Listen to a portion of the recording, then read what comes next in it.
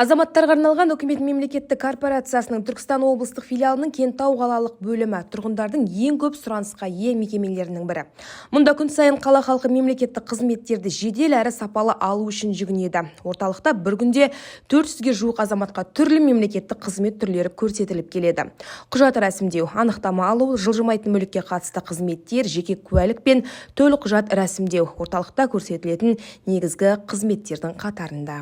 Қазірдің өзінде белгілі, бұрын біздегі қызметтер 100% біздің тарапымыздан қағаз жеткізгіш түрінде жеткізетін болса, қазір соның 40% ғана қағаз жеткізгіште.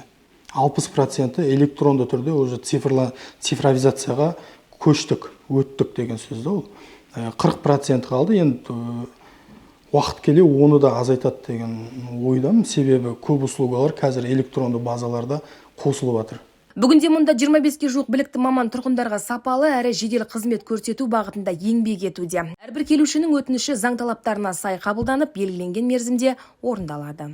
Жаңа өзіміздің ИССОН деген бағдарламамыз бар. Ол бойынша 40% услуга сол өзіміздің жүйемізбен өтеді.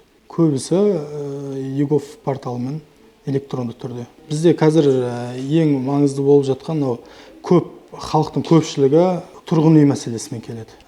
Бізде әкімдіктегі ЖКХ қарайтын еді, енді қазір банктерге берілген. Енді сол көбісі сомен келеді. Бұрын біз қоятын едік оны очередьқа.